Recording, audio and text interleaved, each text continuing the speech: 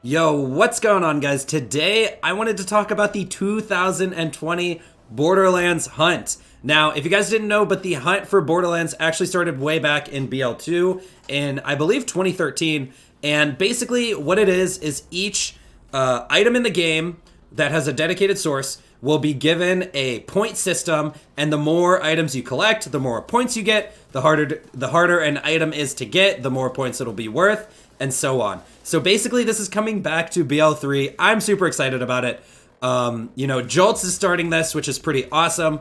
And we're basically going to be talking about the rules that are set in place currently. Now, these are going to change, and there currently is a discussion with these rules in Jolts' Discord, so I will be linking his Discord in the pinned comment down below for any of you who want to get in on that discussion. But I also just wanted to talk about this because, number one, I am excited for this. Number two, there are some interesting rules that, people should be aware of, and, there's some interesting stuff we're going to mention. And number three, the next patch coming to Borderlands 3 will hopefully be spreading out the dedicated drop rates and buffing them in general. So I think that's why Jolts is starting to put this together, and it's going to be so much fun. So yeah, let's get straight into it. Now, real quick, I do want to say that Jolts is currently flexing on everyone on Twitter. He is saying I may or may not have 17 pages of notes for routing strategies for the Hunt 2020. I may or may not be trying to go fast. So we're going to have to compete against the man himself, but he's putting it together, so don't worry, guys. So one other thing, here are the rules so far. Keep in mind, like I said, these are not set in stone yet. There still is currently discussion on this stuff, but there is some interesting things that some of you might not have expected to be in here, and that's what we kind of want to discuss for today. So let's get straight into it. So first off, if you are competing, you must stream your progression and clip each unique drop you get for the list for proof of the drop. The drops will consist of the base game and all DLC. This competition is for vanilla BL3, no using mods. Make sure you empty your lost and found machine on a different character before you start your hunt. This will prevent obtaining a bunch of max leveled items on a new character and selling them for easy money. You must create a new character from level 1 and utilize only that character for the duration of the competition. To start everyone on even footing and to allow people who have not played the game before to be on par with everyone, we are enforcing that a new character must be created on insert date here for the scavenger hunt. You will only be allowed to use this character for the duration of the event. Next, you must complete Divine Retribution on normal Vault Hunter mode. We are requiring that everyone complete the first playthrough up to normal Vault Hunter mode Divine Retribution before the end of the competition. Starting and completing TVHM is not required. Basically, there's no benefits in this game when it comes to TVHM, once you turn on Mayhem levels at least. So they're just, this was a rule in the previous hunts, and in this hunt, it's basically there's no TVHM. Only one item per slot, no duplicate items for points. Each item can be redeemed only once, and you cannot farm the same item for multiple iterations of points. Once you have it, you have it. Once you begin Mayhem levels, you cannot revert back to non-Mayhem levels. Once Mayhem mode is activated, you may not turn off Mayhem levels. When you start Mayhem 1 through 10, you are restricted to stay in Mayhem levels. Mayhem mode progression is also locked. If you jump from Mayhem 1 to Mayhem 2, you are stuck on Mayhem 2. You cannot go back down. You can only go forwards. If you jump from Mayhem 3 to 7, you are now locked to Mayhem 7. Cannot go back down to Mayhem 1 through 6. This rule is implemented to prevent players from using Mayhem 10 gear on Mayhem 1 for easy farming. Strategize your Mayhem level jumping to your advantage. Co-op regulations are as follows. Co-op play is encouraged. All signed up with a column must be streaming. If a drop is found during a playthrough with multiple column assigned participants, only one highlight is needed. Please make sure to put the names of your co-op partners in the highlight description / clip title. You may play with partners that are not participating on the spreadsheet via co-op. However, it must be determined that your co-op partner must have started a new character on insert date here. If you have loot instance on cooperation settings, the drop only counts for the player who got the drop. Utilizing co-op with others, playing as perfectly geared characters using mods is explicitly not allowed. You may farm with friends up to the max party size, the host plus 3 players.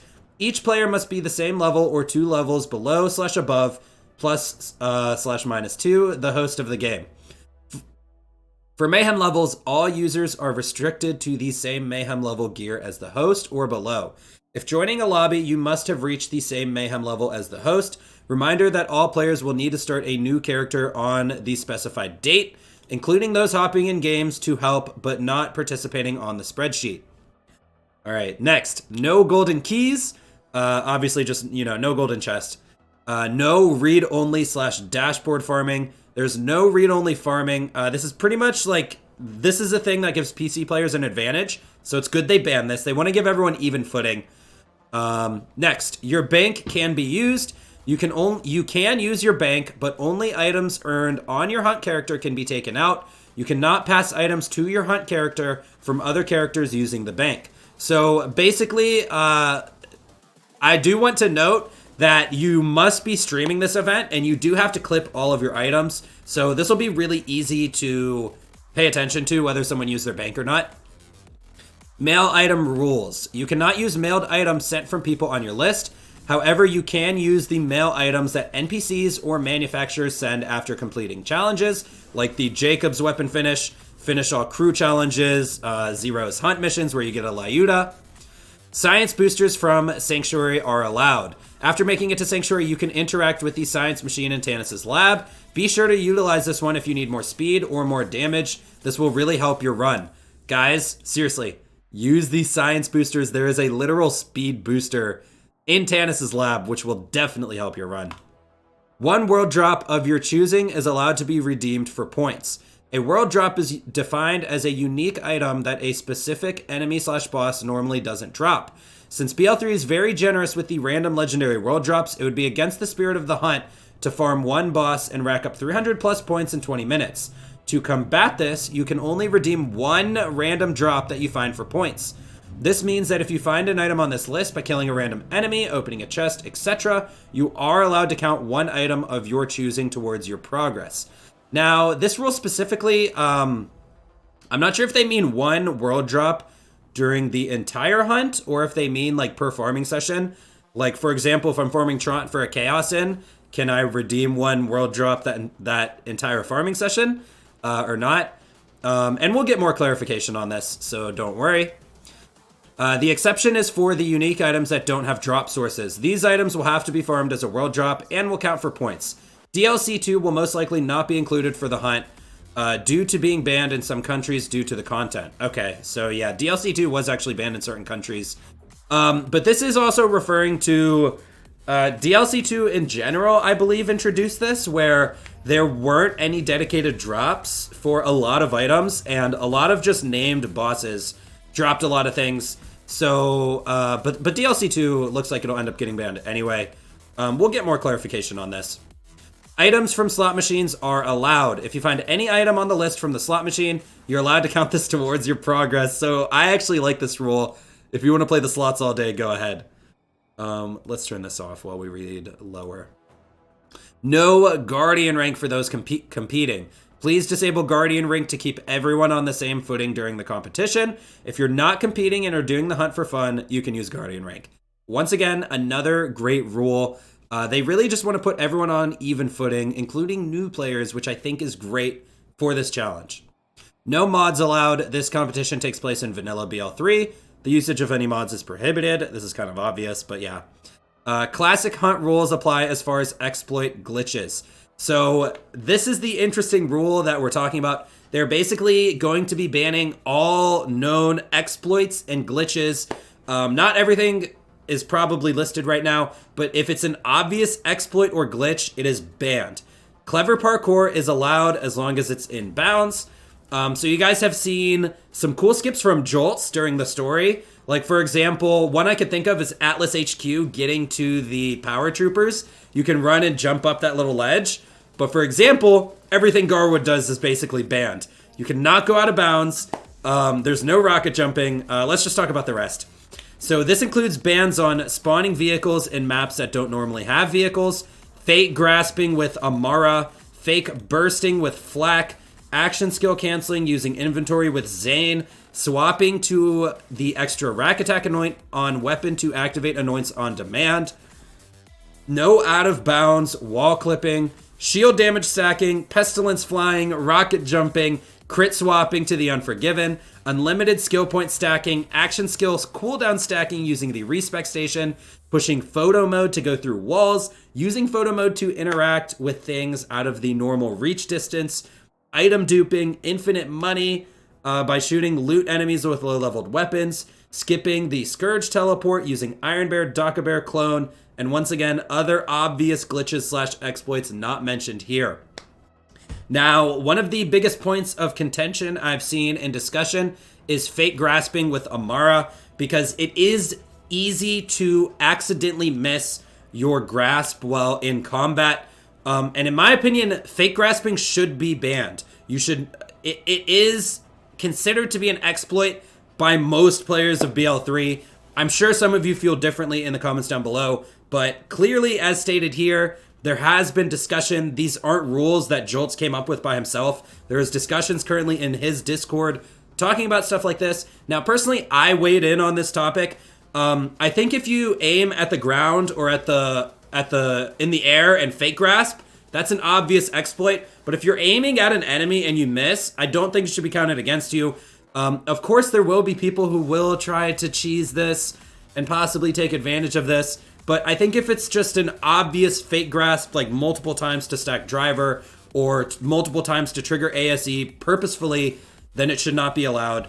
That's my personal opinion on this. And I don't think this will be really hard to mandate. This community is very wholesome in general.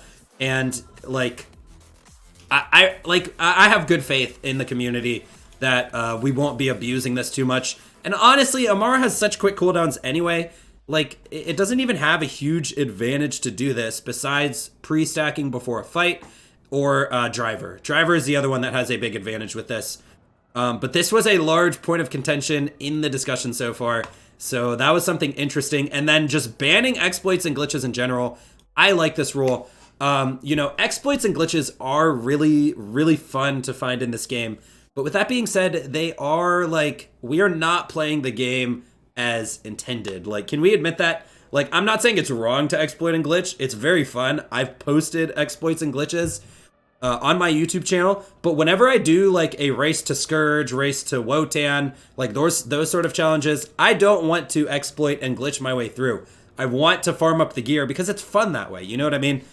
And yeah, it's just all in the spirit of competition, good faith, fun, and whatnot. So yeah, once again, there is more discussion. These rules are not final, not just yet. This is still the early discussions and early talks, but I am very hyped about this. I will be partaking, and I'll be streaming over on twitch.tv/thickfillet_. And that is pretty much it for this video. So like I said, I will leave a link to Jolt's Discord, but it's not hard to find anyway. Just go to his YouTube and you can find his Discord. And yeah, let me know what you guys think in the comments down below about the hunt in general, how excited you are, if you're going to be participating also. And let's discuss some of these rules ourselves to get more ideas out there so we can talk about this more as a community. Anyways, guys, that's going to be it from me. I'll see you in the next one. I'm out.